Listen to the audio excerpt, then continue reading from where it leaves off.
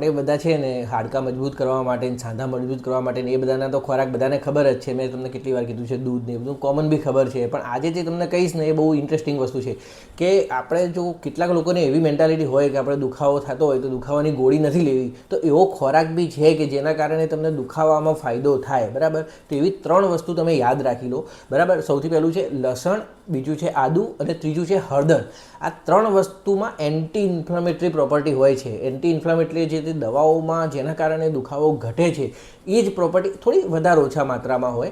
એટલે જો તમે હળદરનું દૂધ રાત્રે પીઓ છો, બરાબર, લસણ અને આદુનો દિવસભર યુઝ કરો છો, તો એનાથી બી તમને જો દુખાવો મટી જાય ખરા 100%.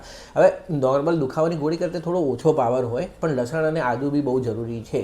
બરાબર, હવે જે લોકો જૈન હોય ને ના ખાતા હોય એમના માટે નથી કહેતો, એમને માફ કરજો કે એવું નથી કે ભાઈ શ્રદ્ધાવાળી વાત નથી કરતો, પણ એમને જો તમને બહુ દુખાવો રહેતો હોય ને તમારે ગોળી લેવાની ઈચ્છા નથી, તો તમે દિવસે લસણ અને આદુનો રસ ચાલુ કરો અને રાત્રે સૂતી વખતે ગરમ દૂધમાં હળદર નાખીને પીવાનું ચાલુ કરો. તો જો રાત્રે દુખાવો થતો હશે તો ગરમ દૂધમાં હળદર નાખીને પીશો તો એનાથી બી તમને રાહત થઈ જશે ખરા, જો ગોળી ના લેતા હોય તો.